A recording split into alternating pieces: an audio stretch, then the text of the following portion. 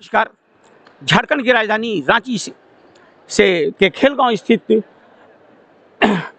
Thakur Vishwanath Shah indoor stadium mega sport complex से मैं शमी मालूम आपका स्वागत करता हूं। और इस समय यहां पर आज तीसरा दिन इस वक्त हमारे साथ हैं अमित शर्मा। ये बुलंदशहर उत्तर प्रदेश से आते हैं। इनके साथ इनके शिष्य यहाँ पर है। ये लड़कियाँ जो जो सभी खेलती है, वुशु से ताल्लुक़ रखती है, चाहे शांसु हो या तौलू। तो सबसे पहले यहाँ पर अमित शर्मा, आपका इस इंडोर स्टेडियम में हार्दिक स्वागत है। झारखंड के ये खूबसूरत मैदान, खूबसूरत इंडोर स्टेडियम है, यहाँ पर आपका स्वागत है। हमें बताएं, ये सबसे पहले वुशु के बारे में बताएं आप हमें। सर, वुशु एक हमारा मार्शल आर्ट्स का वो खेल है जो कि आज के समय में जितनी हमारी फोर्सेस लाइन है या जो भी गवर्नमेंट जॉब का जितने भी पार्ट है, इन हर चीज़ में इंक्लूडेबल है। गवर्नमेंट जॉब में टोटल इंडियन आर्मी हो, नेवी हो, एयरफोर्स हो, टोटल जितने उससे अलग जितने भी हमारे अर्धसैनिक बल हैं, टोटल ऑल इंडिया जितने पुलिस गैंग्स हैं, टोटल इस चीज़ में वुशु इंक्लूड है। और हाल ही में भी हमारे 4 अर्जुन अवार्डी और हाल ही में एक 5वां अभी नामित हुआ है जो कि अभी जल्दी में वो भी, और एक हमारे द्रोणाचार्य अवार्डी जो कि एक हमारे लिए वुशु के लिए बहुत बड़े अचीवमेंट्स की बात है।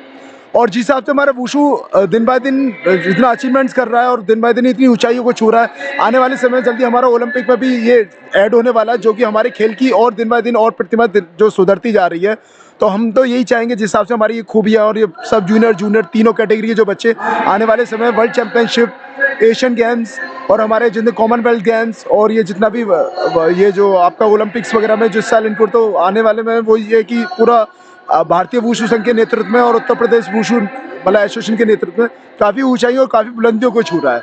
जैसे कि हम जानते हैं कि वुशु हमारे देश में इसका प्रचलन 1989 में हुआ था। जी सर, जी सर। उसके बाद यहाँ पर वुशु आगे बढ़ रहा है, लेकिन अभी तक ओलंपिक में वुशु को सम्मिलित नहीं किया गया। क्या संभावनाएं हैं कि जब ओलंपिक में इस वुशु को शामिल किया जाएगा और भारत एक नई आयाम लिखेगा, एक नई इबारत लिखेगा? क्या संभावनाएं नजर आ रही है आपको?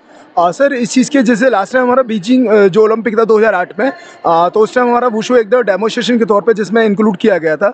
और मैं वुशु के बारे में बता दूं, सन 1989 में हमारे माननीय सर आनंद कक्कड़ सर जी के माध्यम से भारत के अंदर ये वुशु लाया गया था, जो कि आज काफ़ी समय जिस हिसाब से हमारी उम्मीदें थी और जिस हिसाब दिन ब दिन वुशु वो एक परचम और वो झंडा गाड़ रहा है कि शायद कि मार्शल आर्ट्स के खेलों में इतना कोई अदर गेम ऐसा होगा जो वुशु की ऊंचाइयों को अभी तक कवर कर पाएगा।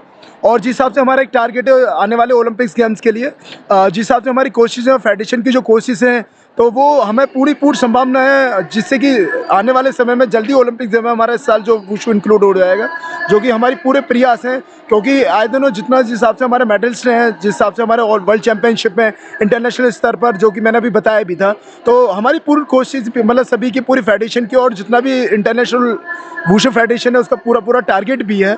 लेकिन थोड़ा सा कुछ अभी चल रहे हैं, डॉक्यूमेंट्स वर्किंग चल भी रही है। तो हमारा ये जो नेक्स्ट ओलंपिक आ रहा है उसमें पूर्ण मतलब सहमत है और आगे पूरी उम्मीद है कि जल्दी से जल्दी वुशु हमारा ओलंपिक गेम्स में इंक्लूड होगा। जो दर्शक देख रहे हैं वो जानना चाहेंगे, क्योंकि वुशु बहुत ज़्यादा प्रचलित नहीं है, लेकिन जो इसका 2 भाग है, ताउलू और शांसु, क्या फर्क है दोनों खेल में? हाँ सर, सांशों को जो फर्क है एक्चुअली इसको हम सांडा भी बोलते हैं, जिसमें कि किक, पंच, थ्रो तीनों टेक्निक से हमारा गेमों को इंक्लूड किया जाता है। जिसमें कि किक का भी स्कोर होता है, पंच का भी स्कोर होता है और थ्रो का भी स्कोर। थ्रो जो एक टेक्निक्स होती है, एक रेसलिंग बेस पे टेक्निक होती है, जिसमें खिलाड़ी अलग अलग तरीके से अलग अलग टेक्निक से गिरा सकता है। जिसमें कि खिलाड़ी को एक तरह से ताउदी का हमारा 2 पॉइंट्स और चिंचा ताउदी का उसका 1 पॉइंट्स के बेस पे रहता है। और उसी यहाँ पे किक का भी हमारा बेस रहता है। जैसे किक अगर चेस्ट पे किक आती है और फेस पे किक आती है, सीनियर में एक्चुअल का फेस किक ही अलाउड है, सब जूनियर जूनियर कैटेगरी में फेस किक अलाउड नहीं होती है। और अगर किक का भी हम टारगेट जो आपको स्कोर में बताऊं, अगर कोई भी बच्चा अगर थाई किक मारता है तो उसका 1 पॉइंट, और चेस्ट किक पर 2 पॉइंट्स, पंच का वही हमारा 1 पॉइंट्स रहता है।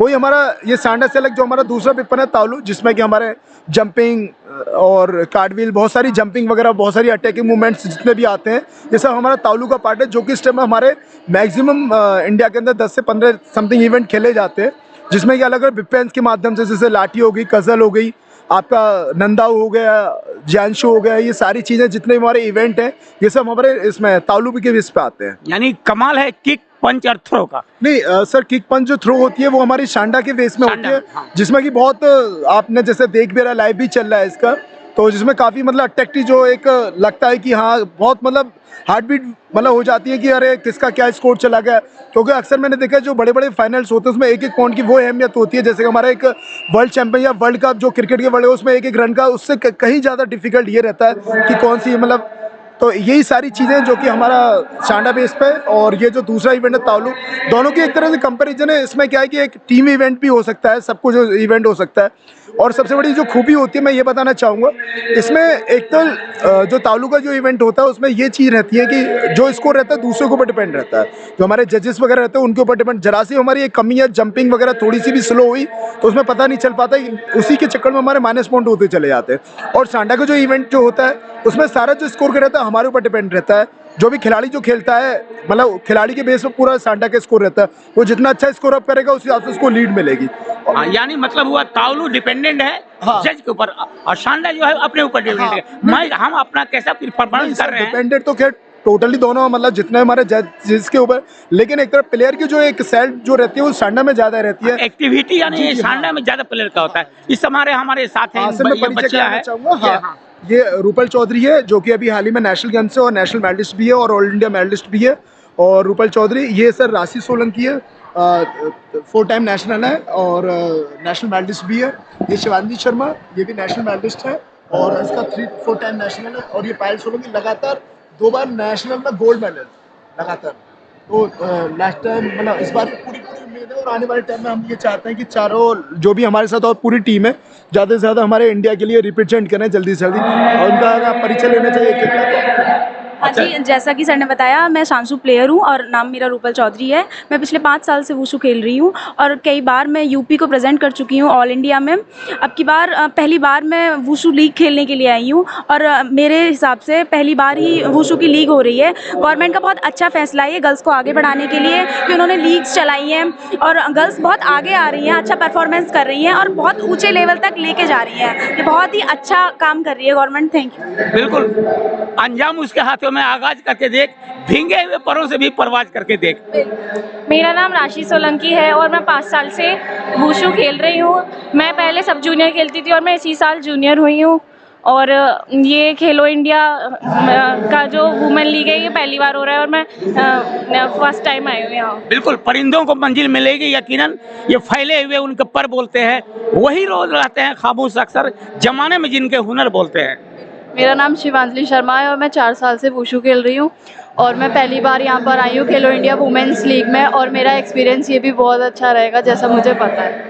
बहुत बहुत शुक्रिया। मेरा नाम पायल सोलंकी है और मैं 4 साल से वुशु में गेम खेल रही हूँ और मैं गोल्ड मेडलिस्ट हूँ और यहाँ मैं फर्स्ट टाइम खेलने आई हूँ जूनियर। मंजिल से बढ़कर मंजिल तलाश कर, मिल जाए तुझको दरिया तो समंदर तलाश कर।